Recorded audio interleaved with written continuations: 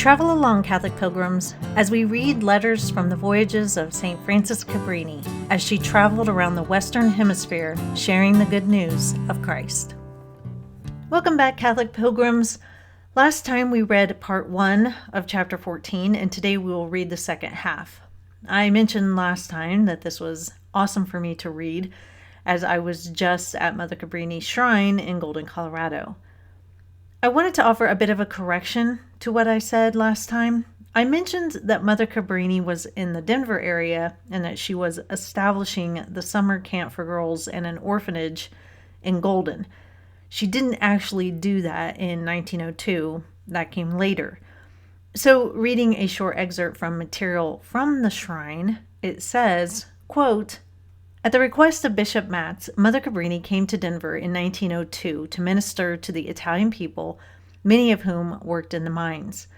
In a letter dated December 23, 1902, to one of the sisters in Chicago, she wrote, 'I am happy to have a mission in the Rocky Mountains where I always desired to go. God be blessed.' In August 1909, Mother Cabrini and Mother Lugina, the local superior at Queen of Heaven Orphanage in Denver, set out in a horse and buggy headed for Golden. On this day, she purchased the first tract of land on Mount Vernon Canyon as a summer camp for the girls of the orphanage. Mother Cabrini explained to Mother Lugina that the property cost so little because of a lack of water." Anyway, I just wanted to clear that up, as I was mistaken on the dates and locations. Either way, Mother Cabrini did come to Colorado and establish several institutions. I think you will like today's reading. It has interesting bits of information about the conditions of the people in Colorado. And after our reading, I will give my reflection, as this is the end of a letter. Let's go ahead and open our books to page 290 and start where it says, "The Diocese of Denver." The Diocese of Denver comprises a large territory, being the only one in Colorado. The area of this state exceeds that of Italy. 1/3 of the land is a plain, whilst 2/3 comprise the mountainous regions of the Rocky Mountains. This is a high chain of mountains, the highest peaks of which are 14,500 feet high. As the name explains, these mountains are immense masses of rock colored with the most beautiful tints of the rainbow. They present a most enchanting view and form one of the great natural beauties of the United States. If one were to see this scene painted, those enormous masses that appear to hang by a thread, with the railway cars running zigzag between the folds of the mountains up to the highest peaks, and then precipitating themselves down into the valleys below, and running through the gorges called canyons, whose walls are inaccessible, and, because of their marble-like colors and beautiful forms, seem like an enchanted castle. One would imagine the whole thing was simply a creation of the painter's brush. These surprising shades of color are formed by the various elements of which the mountains are composed. Every kind of metal, amongst which gold, silver, tin, and lead abound, is found here. The mines form almost the exclusive industry of this part of the state. In these deep caves, far away from the light of the sun, absorbed in hard work, immersed sometimes in the boiling water which emerges from the mineral springs that abound here, many thousands of miners spend their lives. Whilst the companies amass millions, the greater part of the miners work hard and by indefatigable digging seek a precious vein, which may prove a fortune for themselves and family. Often, after many years of hard labor, they receive a very small reward by way of compensation for their strenuous efforts. At times, when fortunate enough to find a vein, which is found among the rocks of granite and quartz in the crevices produced by volcanic eruptions, and by which the volatile metal is transformed, having been deposited by the work of nature in incalculable far distant ages, the ways and means are wanting with which to develop it, and so the poor men remain as if they had found nothing, and as if they were just beginning their task. They live, however, absorbed and intent on gaining worldly goods, forgetting the good God. They are fortunate in those villages where the priest goes once a month to celebrate Holy Mass. In the meantime, there is a spiritual famine, and you may imagine how great is the need of spiritual help. Our sisters have begun their rounds. They have descended 900 feet into the mines, being lowered in a cage hardly large enough to contain them, into a shaft about only 1 square meter wide and cut obliquely in the rock.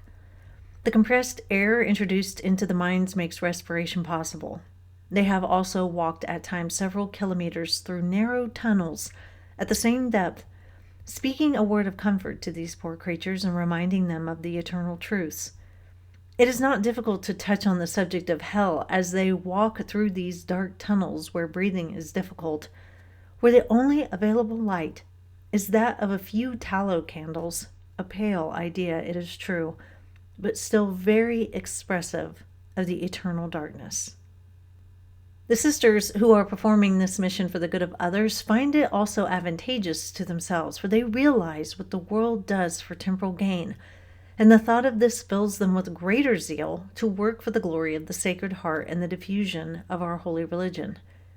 To work for the extension of the kingdom of God on this earth, there is no necessity to go in search of veins of gold, for the smallest act sanctified by pure intention, and in our case by holy obedience and performed according to the spirit of our institute, is the purest gold, and deposited where thieves cannot steal.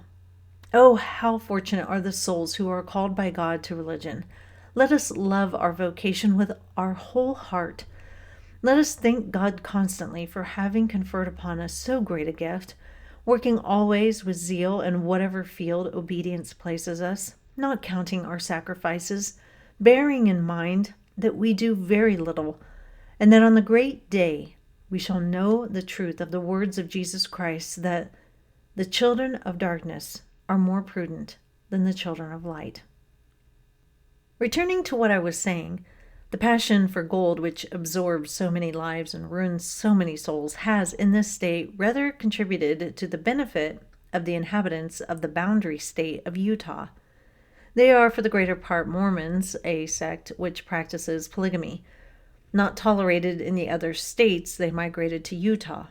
Providence, who never fails its children, moved by the prayers of the good offered on behalf of these Mormons, disposed that the latter should be drawn by the prospects of gain in the mines of Colorado, which are considered richer than those of California. Hence, many of these Mormons have left their own state and abandoned their sect. The laws of the United States do not countenance, but rather condemn the Mormons, and they are precluded from the higher offices of the state. So much so that when an attempt was made to place one of them in one of the highest offices of the state, a general outcry of indignation arose, especially among the women, who revolted against such a degradation, regarding the whole thing as a violation of the most sacred rights of womanhood secured them by Christianity. He who is faithful to God is faithful to his country and to his family, and the more the fear of God animates the citizens of a country, the greater and the more respected will the nation itself be.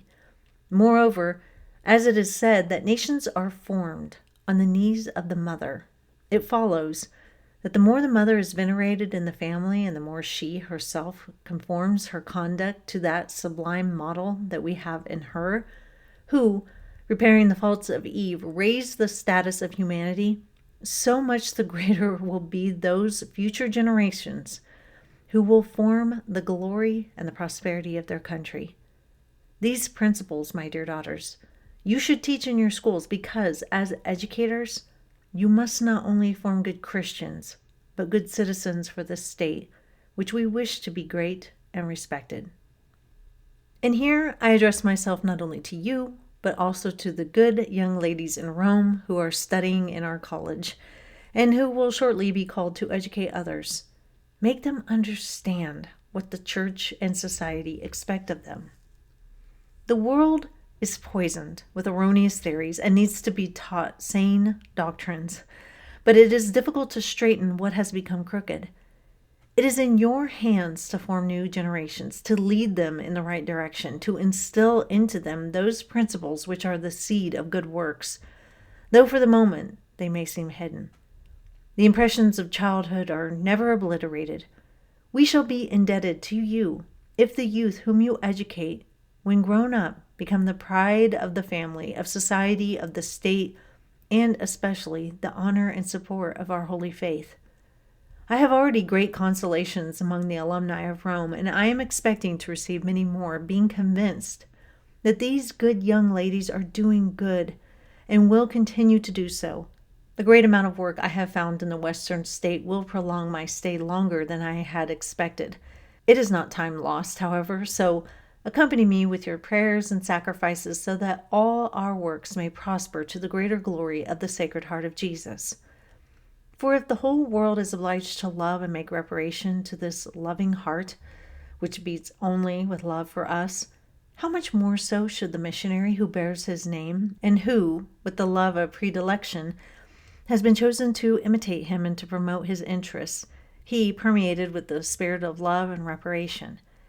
We all know the greatness of our vocation. Let us be careful not to make ourselves unworthy of it by putting a limit to our love, to our sacrifices for Jesus. For the missionary should never say, I have done enough, nor ever shrink from difficulties. For not being able to do it of herself, the missionary can nevertheless do all in Jesus. For she has her motto, Tutto posso in colui che mi conforta. I can do all things through him who comforts me. Grow more and more, day by day, in virtue, always according to the spirit of the Institute, and may God's blessing descend upon you, and may you increase in numbers. For the crops are abundant, the harvest is great, but the reapers are few.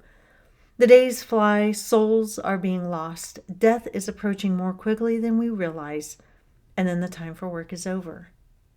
Work then while you have time, work with energy and especially with the spirit of sacrifice, for it is this that forms the true missionary. This storms the heart of Jesus and draws from it, as it were, the most precious graces for those souls who are the hardest and the most obstinate in resisting his love. Work with an apostolic spirit which offers everything, actions, prayers, and sacrifices for the conversion of souls. Seek amongst your acquaintances, above all, among those who wish to do some good for the glory of God, souls who will cooperate with us and give material help for our missions. St. Paul, in one of his letters to the Philippians, speaks of his predilection towards those who are generous and help with their offerings, and he calls them co-workers of the gospel. How many beautiful souls are there in the world whose hearts are filled with zeal and with the love of God, and who are distressed at the thought of so many about to be lost? They wish to do something to save souls.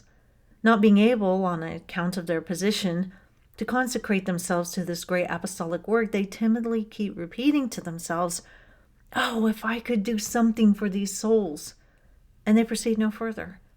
Teach them that, without leaving or neglecting the obligations of their state or country, they can become missionaries of the Sacred Heart, and that they will find themselves among the number of those who enter heaven, followed by a number of souls saved by them.